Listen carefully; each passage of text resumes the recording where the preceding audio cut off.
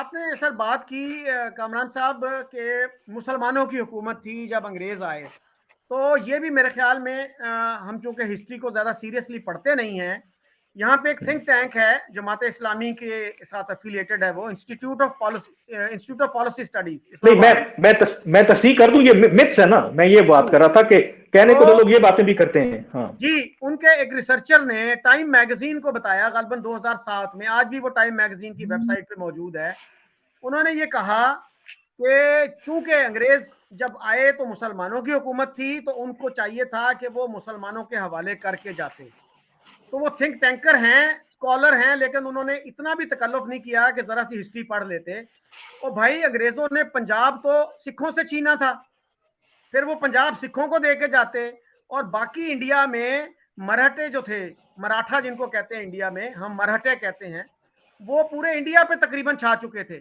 और मुगल एम्पायर तो दिल्ली क्या, बल्कि कहते हैं जी लाल किले तक महदूद हो चुकी थी। दिल्ली पे जब अंग्रेजों का कब्जा हुआ, उससे पहले भी इवन जो लाल किले की रिपेयर थी, वो बादशाह सलामत कंपनी को लिखते थे कि ये रिपेयर करवा दें। हम किस रूल की बात कर रहे हैं, किस तारीख की बात कर रहे हैं? हम तो लोगों को बेवकूफ बनाने पे लगे हुए हैं। और सर, गजवा हिंद पे आप देखिए, जैद अहमद को कौन प्रमोट कर रहा था? टीवी पे उसको कितना कवरेज मिलता था, कोई क्रिटिसाइज नहीं उसको कर सकता था। और या मकबूल जान कितने सीनियर ओहदे से रिटायर हुए, वो हर वक्त गजवा हिंद की बात करते हैं। तो अगर एक इंडियन कहे कि भाई इसका मतलब है कि आपका जो रिलीजन है वही आपको इजाजत नहीं देता हमारे साथ अमन से रहने की। और उन्होंने तो लिखा है और या मकबूल जान ने, कि वो कुरान के खिलाफ है, इस्लाम के खिलाफ है इंडिया के साथ अमन जो है। और उन्होंने यहां तक भी कहा कि इंडिया में जो रहने वाले मुसलमान हैं वो जहन्नुम में जलेंगे, they will burn in hell fire because they defied हदीस एंड सुन्ना। कि उन्होंने 47 में हिजरत नहीं की पाकिस्तान की तरफ। उन्हें अंदाजा नहीं है कि अगर वो 3.5 करोड़ मुसलमान जो इंडिया में रह गए थे वो यहाँ आ जाते तो Pakistan would have collapsed perhaps within a week. तो ये हमारे यहाँ जो थिंकिंग पाई जाती है। और आप देखिए कि औरिया मकबूल जान साहब कितने पॉपुलर आदमी हैं, किसी यूनिवर्सिटी में चले जाएं तो he is mopped like a hero. भाई, अनफॉर्चुनेट है। बिल्कुल आप ठीक कह रहे हैं कि इस तरह के ख्यालात रखने वाले लोग जो हैं, उनकी उस तरह से फॉलोइंग भी है। लेकिन एट द सेम टाइम ये भी देखें कि अगेन ये जो सोशल मीडिया का एक आप कह लें कि जिस तरीके से मशरूम ग्रोथ हुई है, तो ऐसे लोग अब एक्सपोज भी होते हैं। लोग, अगर आप सोशल मीडिया के ऊपर औरिया मकबूल जान, एक दो इवन के मैंने भी जो फैक्ट चेक थे, उन्होंने बड़ा एक छोटी सी आपको एग्जांपल देता हूं कि मुझे याद है कि ये जो साइबर जो टॉपिक से खैर हम हट जाएंगे, लेकिन मैं अब बताता हूं कि किस तरीके से लोगों को ये मिसगाइड करते हैं। कि ये जो साइफर कंट्रोवर्सी हुई, इमरान खान साहब ने इल्जाम लगाया वो अमरीकी साजिश का, तो जब अमरीकी जो चार्ज डी अफेयर थे, उनको समन किया गया, तो उन्होंने एक ट्वीट किया कि पाकिस्तान बनने के बाद ये पहला मौका है कि किसी हुकूमत ने अमरीकी सफीर को दफ्तर खारजा में तलब किया है। अब उस ऊपर हजारों रीट्वीट्स थे, हजारों लाइक्स थे। तो मैंने उनको काउंटर किया और उनको जब ये बताया कि जनाब, मतलब है कि पता नहीं किस दुनिया में आप रहते हैं, कि उनको फिर हवाला दिया। इन्होंने तो फॉरेन ऑफिस ने तो अमेरिका का नाम तक नहीं लिया जो स्टेटमेंट जारी किया, बल्कि इसके ऊपर बाकायदा तौर पर जब फुल एम्बेसडर थे अमेरिका के यहाँ पर, जब ट्रंप ने एक न्यू ईयर के ऊपर पाकिस्तान के हवाले से बड़ा सख्त ट्वीट किया, उस पर बाकायदा तौर पर मेरे ख्याल में डेविड हेल अम्बेसडर थे, उनको बाकायदा तौर पर समन किया गया और इतनी बड़ा जो है ना वो स्टेटमेंट जारी किया गया। तो हालत ये है कि ये बिल्कुल आप ठीक कह रहे हैं कि किस तरीके से उन्होंने ढिठाई के साथ ये कहा कि आज पाकिस्तान की तारीख में, जब से पाकिस्तान बना, आज तक किसी हुकूमत की जरूरत नहीं हुई कि वो अमरीकी सफीर को तलब करे। हालांकि तारीख भरी पड़ी है, मतलब ये तो बिल्कुल एक नॉर्मल सी बात है। तो आई एग्री विद यू कि इस तरह के जो लोगों को जो मिसगाइड करते हैं और फिर उनकी इतनी फॉलोइंग भी है, शायद यही हमारा जो है आप कह सकते हैं कि एक डाउनफॉल भी है, कि हम इस तरह के जो इग्नोरेंट किस्म के लोग हैं या डिलिबरेटली जो ऐसा काम करते हैं, और उनको लोग ज्यादा सुनते हैं और उनको ज्यादा लोग फॉलो करते हैं।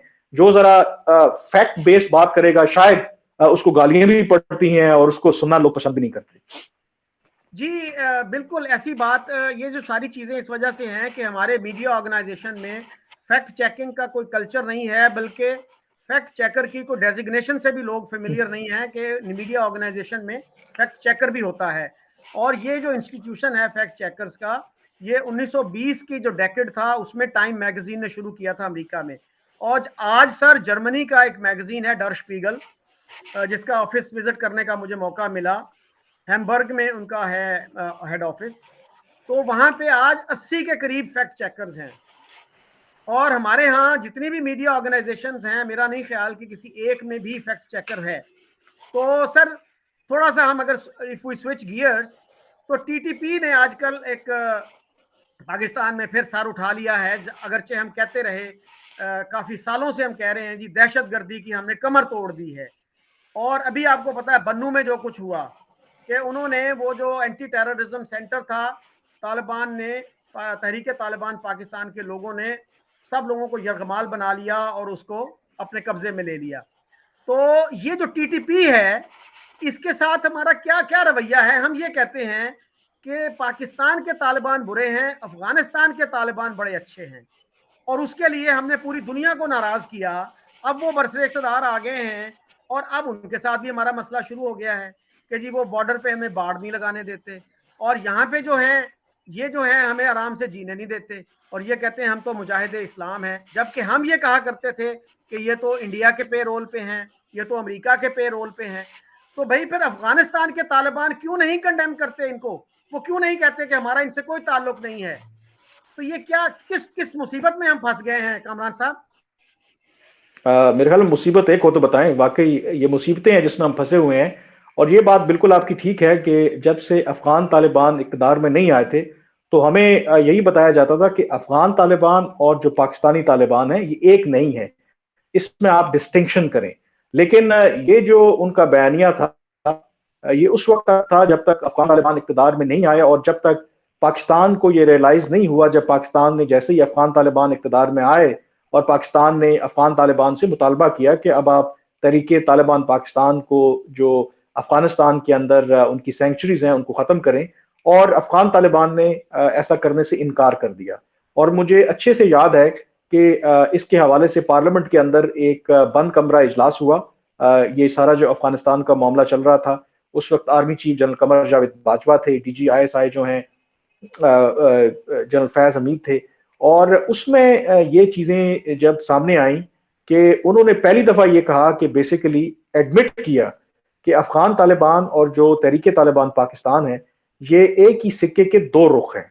और ये बहुत बड़ा एडमिशन था, और ये टोटल डिपार्चर था कि साल साल से जो हमें बताया जाता था कि जो पाकिस्तानी तालिबान है ये शायद डिफरेंट हैं फ्रॉम अफगान तालिबान। हालांकि उस वक्त भी जो लोग इंडिपेंडेंट जो ऑब्जर्वर्स थे, जो एक्सपर्ट्स थे, जो फॉलो करते थे, तो वो ये कहते थे कि इनमें कोई फर्क नहीं है बुनियादी तौर पर, ये आपस में भाई भाई हैं। और ये फैक्ट भी था, और हुआ भी यही कि हमारी जो तवक्कुआत थी वो बिल्कुल हकीकत के करीब नहीं थी। कि हम अगर समझते थे कि अफगान तालिबान TTP के खिलाफ कोई कार्रवाई करेंगे, वो क्यों कार्रवाई करेंगे? क्योंकि अफगान तालिबान ये कहते थे कि जब 9/11 के वाक़े के बाद जब अमेरिका ने अफगान तालिबान की हुकूमत को चलता किया, तो उनके बहुत से जो लोग थे वो पाकिस्तान का जो अर्स्टवाइल ट्राइबल एरियाज है उसमें आ गए, और ये पाकिस्तानी तालिबान ही थे जिन्होंने इनकी मेहमान नवाजी की। और अब अफगान तालिबान कहते हैं क्योंकि पाकिस्तानी तालिबान ने हमारे साथ मिलके अमरीकियों के खिलाफ लड़ा है, हमें उससे पहले पनाह दी थी, और अब हमारा वक्त है कि हम वो फेवर जो है वो रिटर्न करें। तो यकीनी तौर पर ये again I would say bluntly कि पाकिस्तान की जो अफगान पॉलिसी है इसका ये बहुत बड़ा फेलियर है। और मुझे लगता है कि जब अफगान तालिबान इक़्तिदार में आए थे, एक आप कह लें कि सेलिब्रेशंस भी लोग कर रहे थे और कह रहे थे कि देखें जी कैसे हमने अमेरिका को और बाकी जो मगरबी ताकतें हैं और भारत है या हॉस्टाइल एजेंसीज हैं उनको शिकस्त दी है, अफगान तालिबान देखें दोबारा इक़्तिदार में आ गए हैं। लेकिन उस वक्त भी मेरा ये ख्याल था कि शायद इस हद तक तो शायद आप कह लें कि जी हमारी विक्ट्री है, लेकिन इन द लॉन्ग रन जो है ये चीज हमें हॉन्ट करेगी।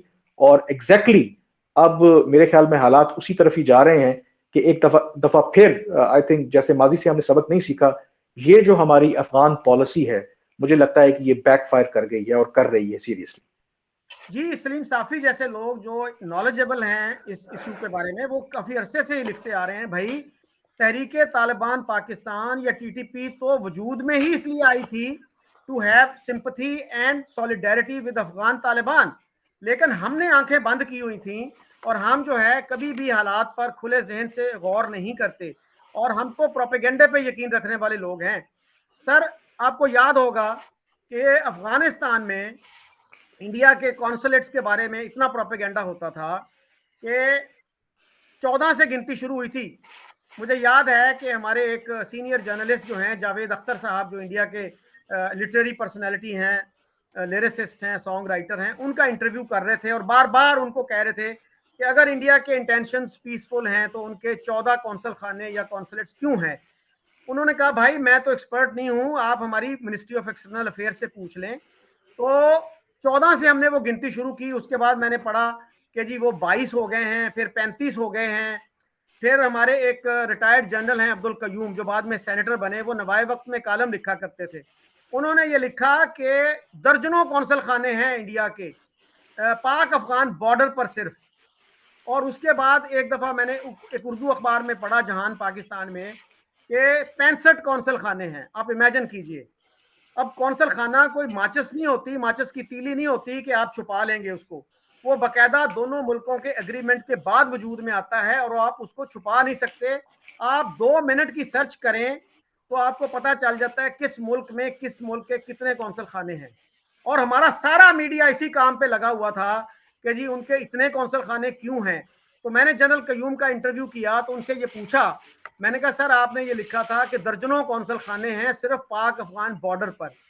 तो मैंने कहा जी मैंने तो थोड़ी सी रिसर्च की, मुझे पता चला कि 4 कौंसल खाने पाकिस्तान के हैं और 4 ही इंडिया के हैं, और इंटरेस्टिंगली उन्हीं शहरों में हैं जहां पाकिस्तान के हैं। 2 नॉर्थ में हैं, 2 साउथ में हैं।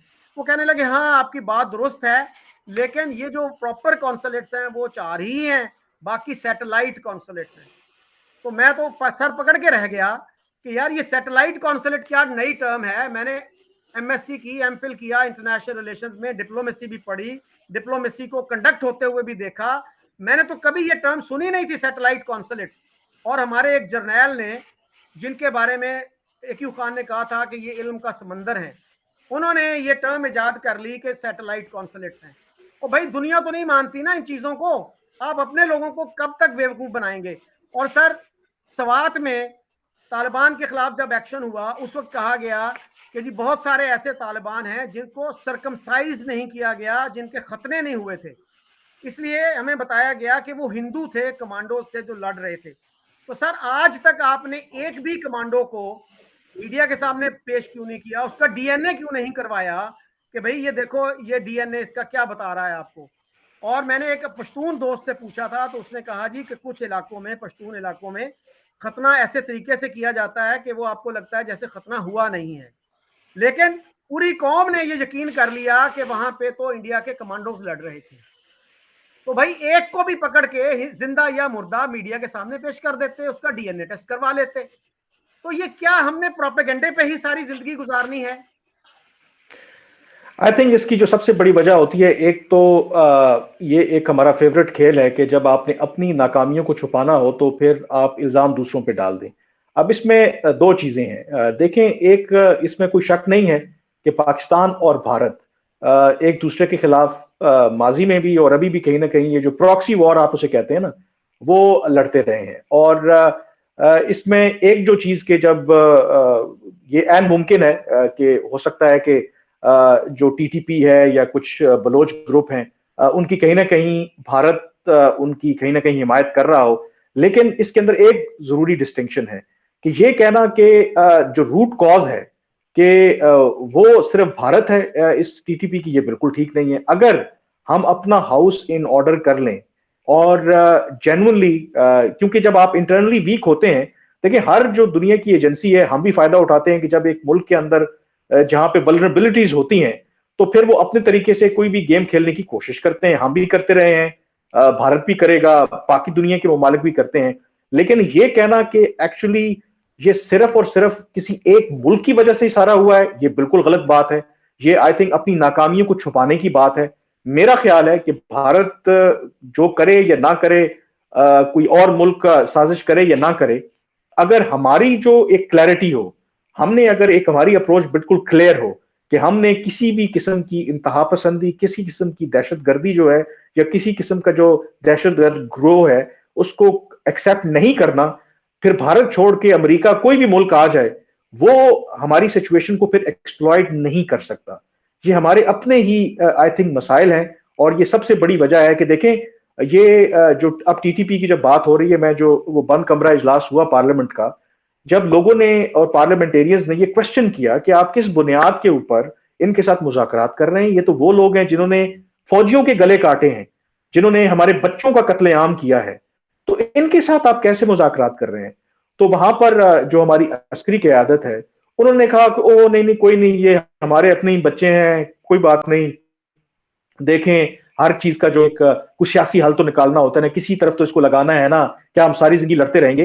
तो ये अगर आपका माइंड सेट है कि अब आप वो कह रहे हैं कि जी हमारे अपने ही बच्चे हैं, बस वो भटक गए थे, तो फिर आप दूसरों को किस बुनियाद पर मेरे ख्याल में इल्जाम दे रहे हैं? तो अगेन, जैसे मैं पहले ये कह रहा था कि हमें सीरियसली हमें इंट्रोस्पेक्शन करने की जरूरत है, हमारी जो तरजीहात हैं उसका असर नौ जायजा लेने की जरूरत है। हम अगर इंटरनली मजबूत होंगे और अपनी नाकामियों का एतराफ करते हुए उसकी इस्लाह करेंगे, फिर दुनिया का कोई भी मुल्क जितनी मर्जी बड़ी साजिश कर ले, वो हमारे खिलाफ कामयाब नहीं हो सकता। लेकिन अगर हम अंदरूनी तौर पर खुद ही अपनी जड़ें काटते रहेंगे, खुद ही एक डबल गेम खेलते रहेंगे, तो फिर तो कोई भी जो मुल्क है उसको साजिश करने की क्या जरूरत है? वो एज ए स्पेक्टेटर बस आपका तमाशा देखेगा, और हमारी जो है वो मामलात खराब से खराब तर होते जाएंगे।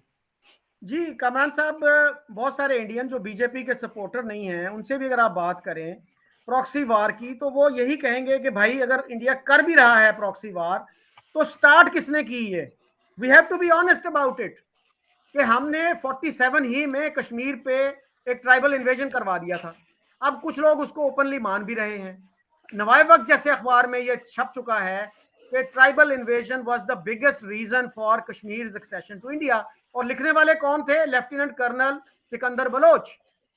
तो सर दूसरी बात जो है ना, सवात वाली से मुझे याद आया, इमरान खान की जो पहली वाइफ है जमाइमा खान, उन्होंने भी इस पे एक ब्रिटिश पेपर में लिखा था आर्टिकल कि सवात में Pakistanis are very thick on conspiracy theories, इस तरह के अल्फाज थे उनके, और वो भी ये बात करते हैं कि जी उनके खतने नहीं हुए। तो पूरी दुनिया में हमें आज किस तरह लिया जाता है कि जी Pakistanis are the greatest conspiracy theorist, हम हर चीज में साजिश की बू हम ढूंढ लेते हैं।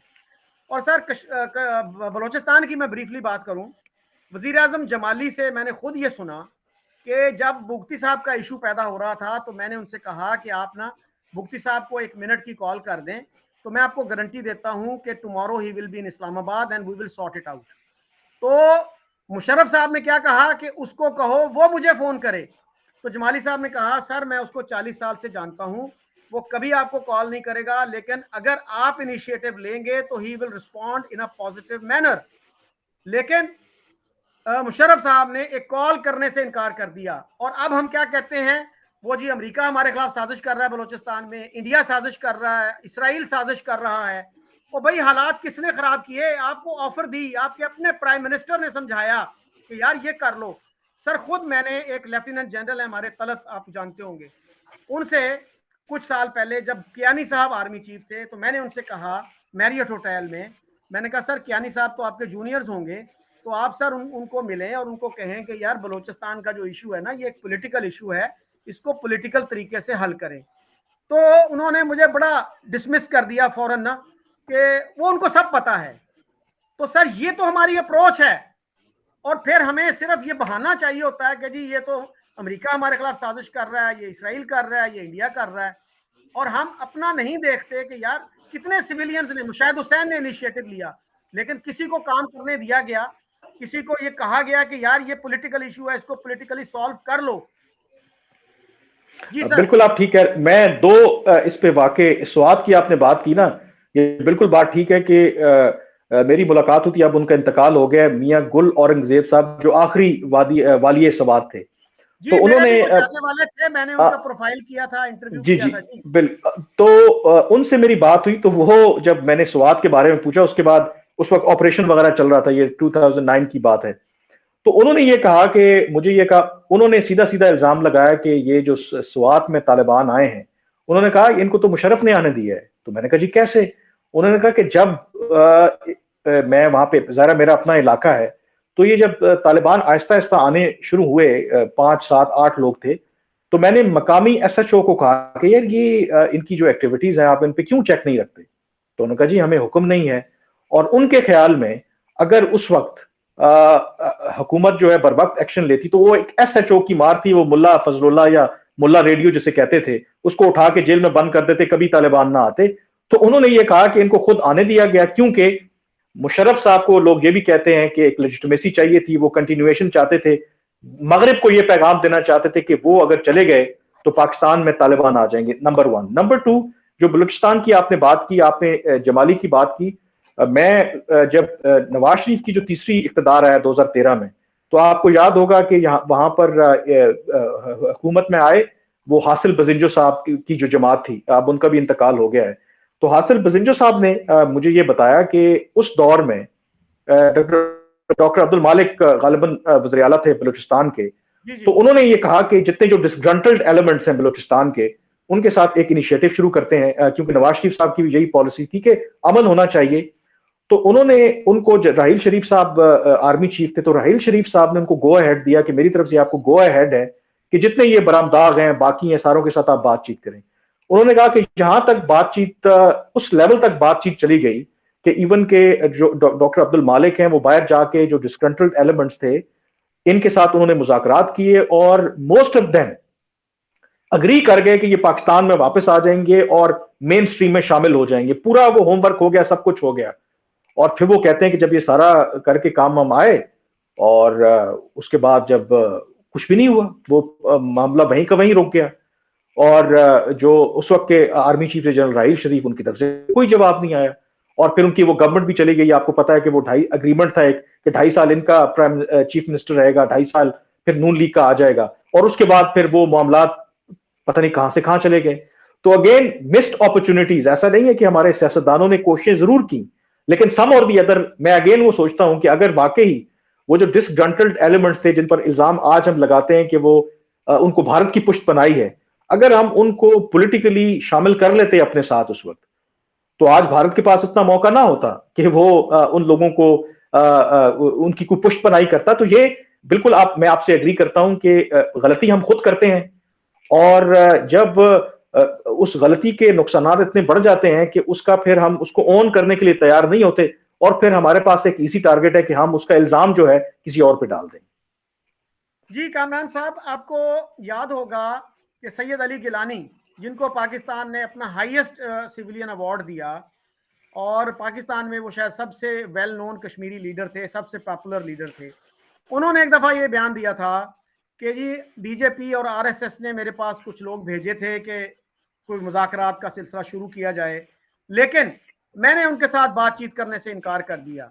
यानी आप देखिए कि वो खुद कह रहे हैं, एक ऐसा बंदा जो जमात इस्लामी से जिसका जिसका उठान है, जिसका ओरिजिन है, वो कह रहा है कि जी बीजेपी एक्सट्रीमिस्ट है, आरएसएस एक्सट्रीमिस्ट है। तो भाई जमात इस्लामी एक्सट्रीमिस्ट नहीं है। तो उनसे मतलब वहां पे उन्होंने कोशिश की, इवन विद सैयद अली गिलानी। तो हमारे यहाँ कितने सिविलियंस हैं, कितने हमने कोशिश की कि बलूचिस्तान के डिसग्रंटल्ड जो लोग हैं उनके साथ हम मुज़ाकरात करें, उनको कौमी धारे में वापस लाएं। तो इसी तरह सर ईस्ट पाकिस्तान की मैं मिसाल दूं, वहां से भी हमने कोई सबक नहीं सीखा। आज भी हम मानने के लिए तैयार नहीं हैं कि हमने जुल्म किया अपने बंगाली भाइयों के साथ। सर हम उधर डॉक्टर AQ खान, जिनको कहा जाता है he was the greatest patriot of Pakistan on on the face of the earth, उन्होंने क्या लिखा, जंग में उनका आर्टिकल छपा, न्यूज में भी छपा, कि हमने अपने बंगाली भाइयों का कत्लेआम किया। और उसके मुकाबले में एक इंडियन ऑथर है शर्मिला बोस, शर्मिला बोस ने एक किताब लिखी डेड रेकनिंग, उसको वो हमारी बाइबल बन गई है पाकिस्तानी पेट्रियट्स की, अब वो फेवरेट किताब है इस इशू के ऊपर। और डॉक्टर सफदर महमूद ने उसकी तारीफ की कि जी ये बड़ी ऑब्जेक्टिव किताब है, गैर जानिबदार किताब है, और उसने ये लिखा है कि सिर्फ 4500 यानी 4500 बंगाली मारे गए थे उस मिलिट्री एक्शन में। जबकि टिक्का खान, जनरल टिक्का खान, उन्होंने खुद ये माना एक इंटरव्यू में कि 30,000 लोग मारे गए थे। और हम ये साबित करने के लिए शर्मिला बोस का रेफरेंस देते हैं, और गलत तौर पर देते हैं, इनएक्यूरेटली देते हैं कि उसने कहा जी कि वहां पे पाकिस्तानी फौज ने कोई जुल्म नहीं ढाया, कोई ज्यादती नहीं की। तो हम उससे भी सबक सीखने के लिए तैयार नहीं हैं। और सर हामिद मीर ने मेजर जनरल खादम हुसैन राजा के हवाले से लिखा था कि हमारे जो वहाँ जर्नैल थे जनरल नियाजी, उन्होंने कहा था मैं इस हरामजादी कौम की नस्ल बदल दूंगा, ये मुझे क्या समझते हैं। उसके बाद ये उनकी बात सुन के एक बंगाली अफसर मेजर मुश्ताक वो बाथरूम में गए और उन्होंने अपने आप को वहां सर पे गोली मार के खुदकुशी कर ली। और हबीब जालम ने कहा था मोहब्बत गोलियों से बो रहे हो, वतन का चेहरा खून से धो रहे हो, गुमा तुमको कि रास्ता कट रहा है, यकीन मुझको कि मंजिल खो रहे हो। Any final thoughts? बिल्कुल आप ठीक कह रहे हैं कि किसी ने देखें पाकिस्तान के बारे में अमूमन यही कहा जाता है कि हम एक दोराहे पे खड़े हैं और मौजूदा भी पाकिस्तान के जो सियासी हालात हों या मुआशी हालात हों, लोग कहते हैं कि शायद इससे बदतर हालात नहीं आए, लेकिन ऐसा नहीं है। पाकिस्तान में माजी में भी आई थिंक सबसे बड़ा सानिया तो 71 का ही है कि जब आपका मुल्क दो लख्त हो जाए, और जब आपका मुल्क दो लख्त हो गया उस वक्त आपने कोई सबक नहीं सीखा, तो क्या मौजूदा जो हालात हैं क्या इसमें हम सबक सीख पाएंगे? ये एक बहुत बड़ा सवालिया निशान है।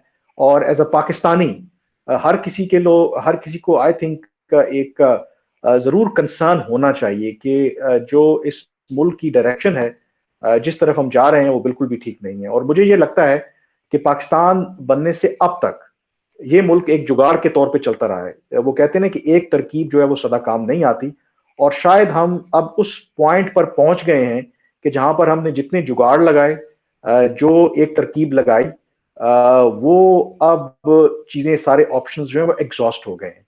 अब आपके जो दोस्त मुल्क हैं, माजी में अगर आप देखें तो यही सऊदी अरब था। जब भी आप पर मुश्किल पेश आई, आपने मुंह से अभी कुछ निकाला नहीं तो उन्होंने आपको पैसे दे दिए, आपको बेल आउट किया। अब ये वही सऊदी अरब है कि जो आपको नाकों चने चबवाता है, जो आप पर अगर कर्जा देता भी है तो सख्त शराइत आप पर आयद करता है, और कर्जा देता है तो फिर वापस भी लेता है। माजी में इसकी मिसाल नहीं मिलती। सऊदी अरब ने जब जब पाकिस्तान की मदद की, बज़ाहिर पहले कर्जा दिया लेकिन बाद में उसको ग्रांट में कन्वर्ट कर दिया। तो आई थिंक ये हमारे लिए एक वेकअप कॉल होनी चाहिए। हमारे जो आप कह सकते हैं कि दुश्मन कह लें या वो ममालिक जो पाकिस्तान के हक में नहीं, उनको तो छोड़ दें। जो हमारे जेनुअनली जो दोस्त ममालिक हैं वो भी अब परेशान है, वो भी जो हमारी एक ही तरह की जो कहानी है वो अब उसको मानने के लिए तैयार नहीं है। तो मेरे फाइनल थॉट्स तो यही होंगे कि आई थिंक कि हमें जो स्क्रिप्ट है हमारा उसको चेंज करने की जरूरत है। जी बिल्कुल, मेरा मैं टोटली एग्री करता हूं आपसे। हमारा जो ये एक परसिक्यूशन कॉम्प्लेक्स है ना, कि the world has nothing better to do than plot conspiracies against us, इससे हमें बाहर निकलना होगा और अपना तनकीदी जायजा लेना होगा। ये देखना होगा कि आज पाकिस्तान का पासपोर्ट दुनिया का one of the worthless passports क्यों बन गया है। आज हमारी पीआईए, रेलवे और स्टील मिल का क्या हाल है। और सर जॉन एलिया का एक शेर है, उससे मैं इख्तिताम करूंगा अपनी गुफ्तगू का। मैं भी बहुत अजीब हूं, इतना अजीब हूं कि बस खुद को तबाह कर लिया और मलाल भी नहीं।